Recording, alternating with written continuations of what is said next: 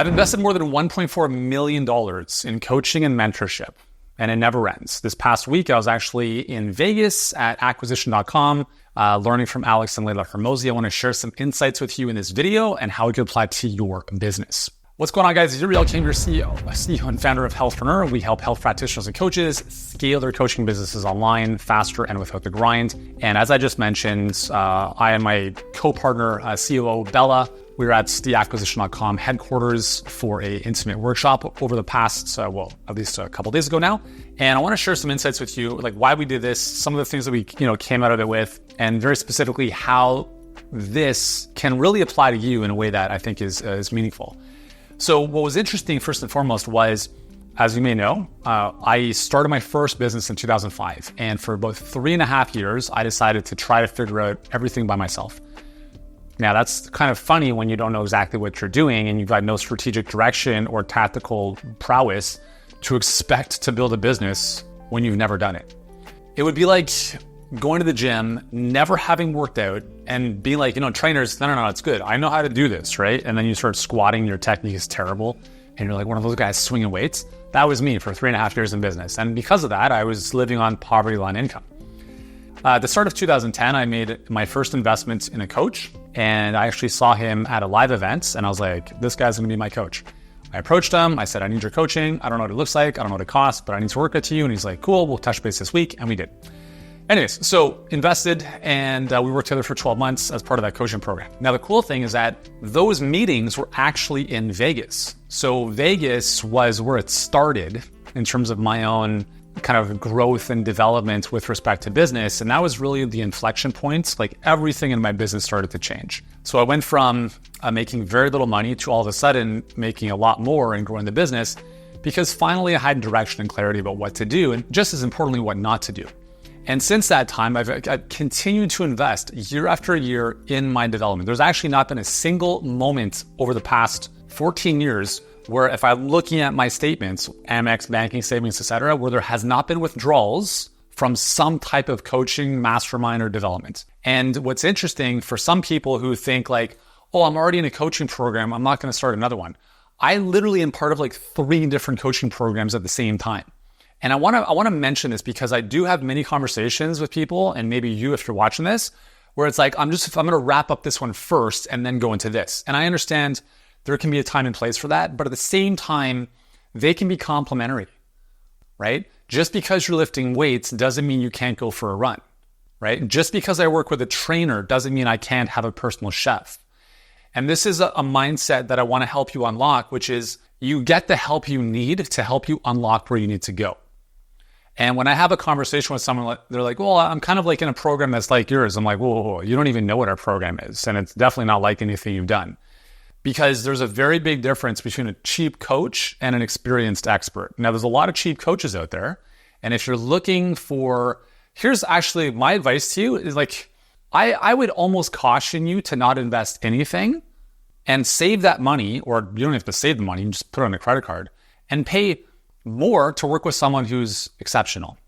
Because the only danger, the most dangerous thing other than free information is information from someone who doesn't know what the fuck they're doing.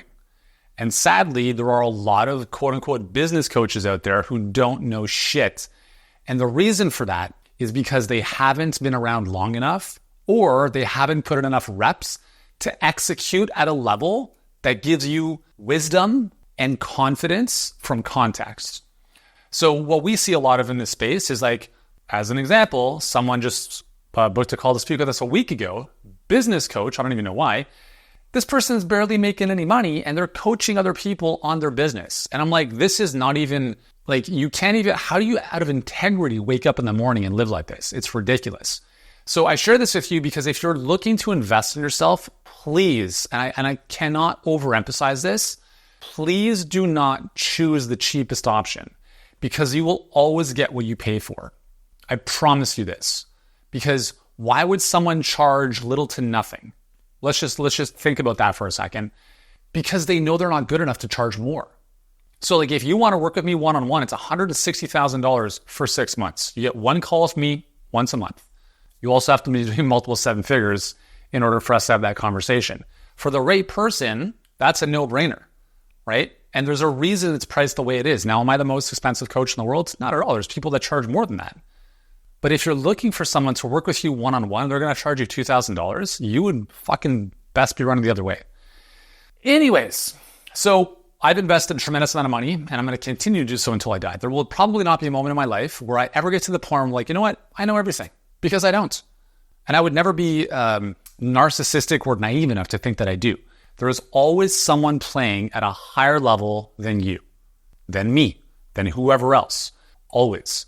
And so the goal is to continue to look at where in my business or personally do I need help, and who's the best at doing this, not who can do this, but who's the best at doing this, who can help me get there faster.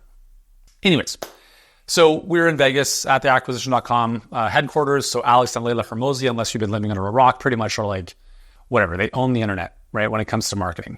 They've done a great job. I've known Alex for a couple of years, super smart. And they've had a lot of success in business. They initially had a company called Gym Launch. They sold it for like $46 million. And they started acquisition.com about 2.5-3 years ago. And they basically invest in companies and whatever. So the workshop was interesting because how they approach addressing and assessing businesses is actually not too dissimilar from how we help our clients. And it's basically all around data. And so they walk through a framework where, being in the workshop, you could actually self-assess based on specific detractors or adders in terms of value to a business. So, I'm not going to get into the details of that, but basically looking at the business from a data perspective. And then from the data is looking, okay, where are the constraints? Like, where are the gaps? Like, if this number is too low or if this number is too high or whatever, let's attack that. As opposed to feeling your way through business, which I've created many videos around, which is a disaster in the making.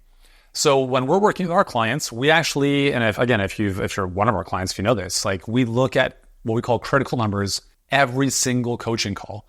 Hey, Yuri, can you, I'm not getting enough calls booked. Great, awesome. Let's look at the numbers. Where's the constraint? Tell me what you're doing to fix this. That's how we approach business. And if you are someone who's like, well, I don't like numbers, that's great. You're just not going to like money either. We're helping a lot of people. I didn't really understand numbers at all when I started my business. And that's why I was dead broke.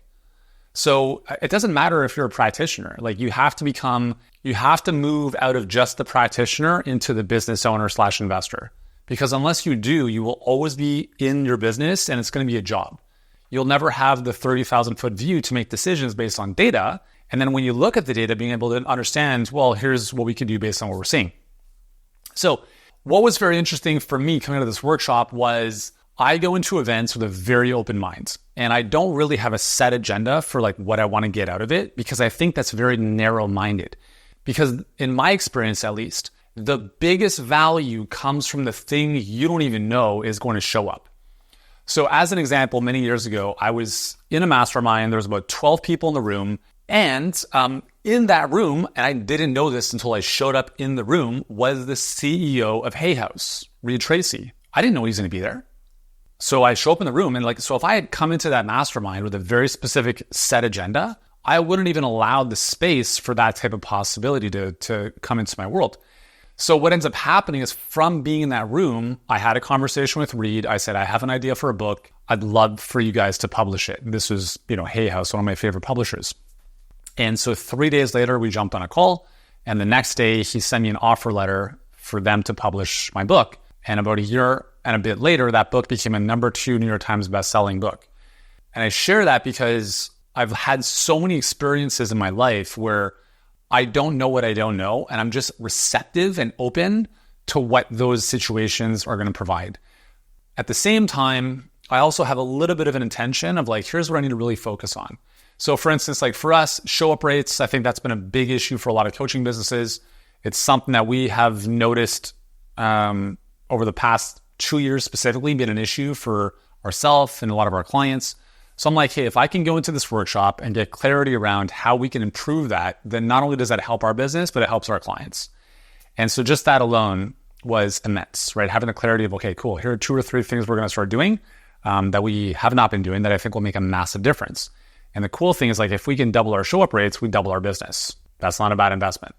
So that was a very, very big takeaway for myself. And The other idea is, when you pay for coaching, mentorship, etc., there's two components to it. There's the strategic and then there's the tactical. So the strategic is really about do this, don't do that. It's more of a prioritization. Like I've got 3 different things I could do. Should I do a book launch? Should I do a TEDx talk? Should I do ads? Most people have no direction strategically. And that's why I do think it's important to work with someone who's been there and done that many, many times, because they can look at your business with more context. So a lot of the conversations I have with people coming in to work with us is like, hey, Yuri, I'm getting some people on the call and they're telling me it's too expensive. So I'm thinking that I should offer a lower priced course that they can do on their own if they say it's too expensive.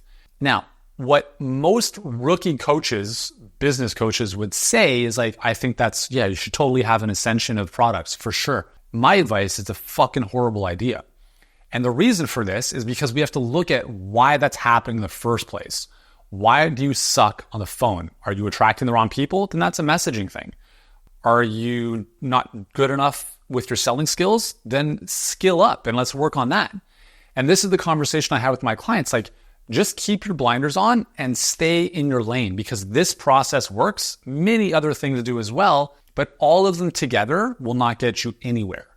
So that's really strategic. It's understanding what to say no to. It's a prioritization of between this, and this. This makes the most sense, just go. That's a very, very important value add from some type of coach or mentor. And again, this is why it's really important that you work with someone who is not inexpensive.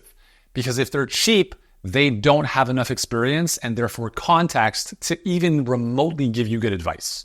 Second is tactical execution, which is kind of what I referred to with respect to the show rates. There are 2 things that we can start doing tomorrow, and this will start moving that needle in whatever direction.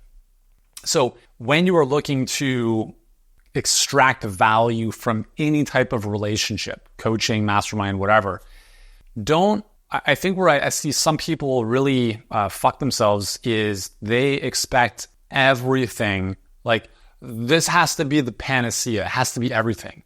My advice to you is just look for the one thing. Just look like if all this did was X, it would change your life. But you're looking for, not you specifically, but a lot of people are like, well, it has to be this.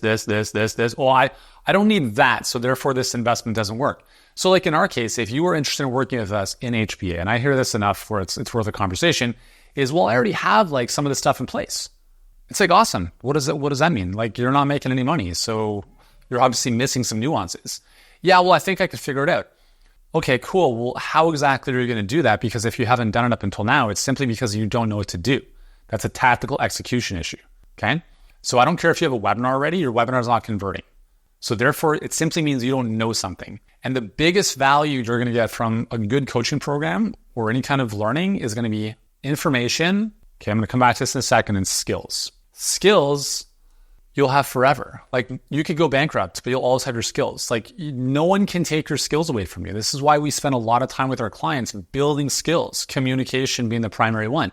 If you have a conversation with a prospect and you can't influence them, you can't grow your business. That's a skill you can develop. That's a very, very important part of what we do with our clients.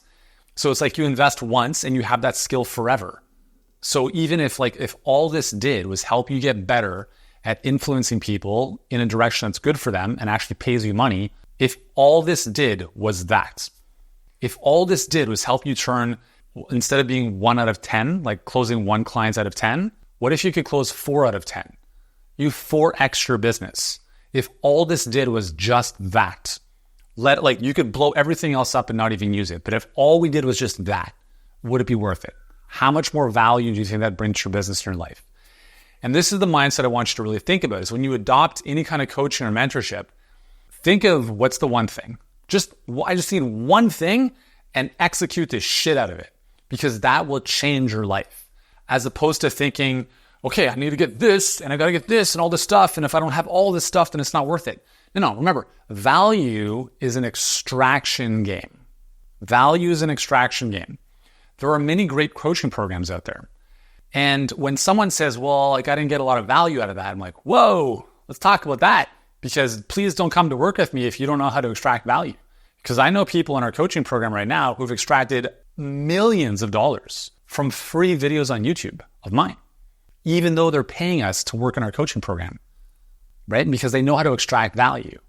Don't expect things to be given to you. You have to show up in a way where you're extracting value. So you're looking for the one idea. And again, it really helps if you know where the constraint is in your business. And that's a second big takeaway from the workshop, which I alluded to, which is they attack business strategy and tactical execution from the constraint.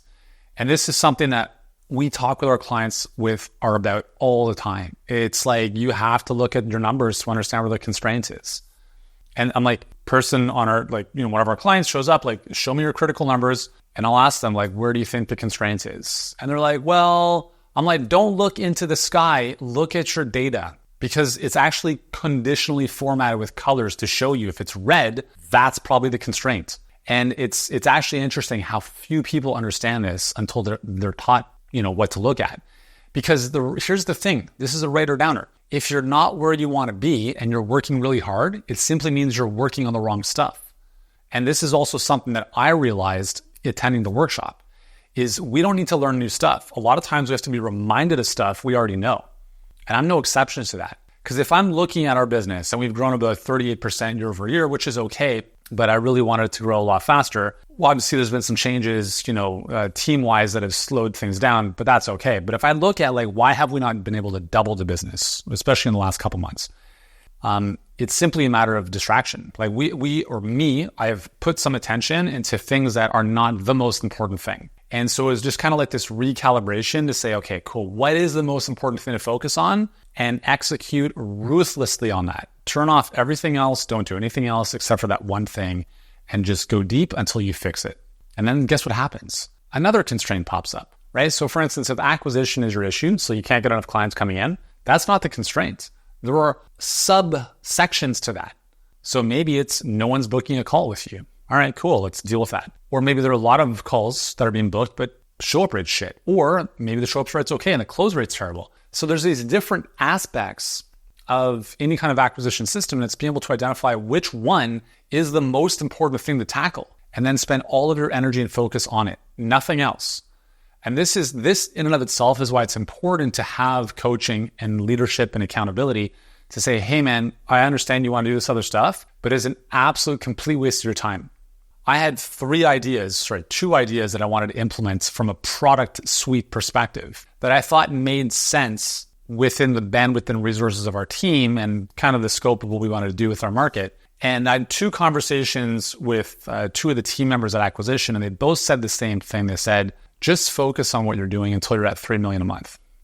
I'm like, cool. All right, cool. Thank you for that permission and the reminder of we have not scratched the surface.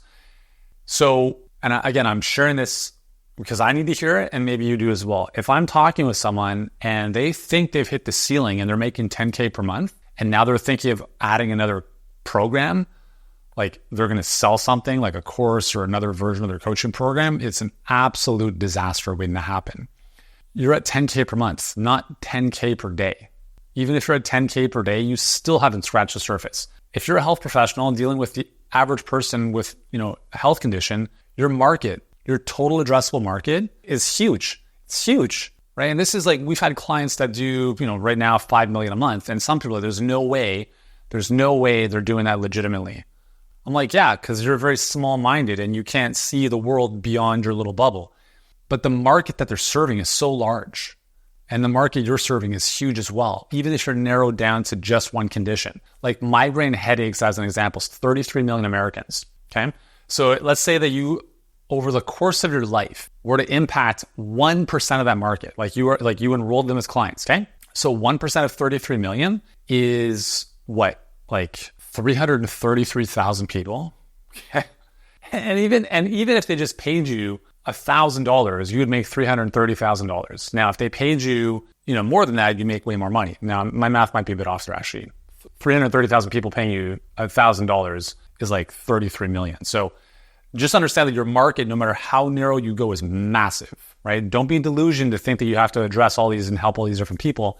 It's not going to happen. Business becomes infinitely more complex as you scale, so don't add additional complexity to it unnecessarily. And so part of the conversation I was having was okay, what is the ceiling that we need to get to before we consider any strategic move? and it's not where we're at. Like we basically have to 3x the business before even considering these other moves. And this is also why it's very dangerous. Going back to information for a second. YouTube is awesome, but YouTube is also very, very dangerous because the only thing more expensive than shitty information is free information. And the only thing more expensive than free information is learning from someone who doesn't know what the hell they're doing. And sometimes they're one and the same.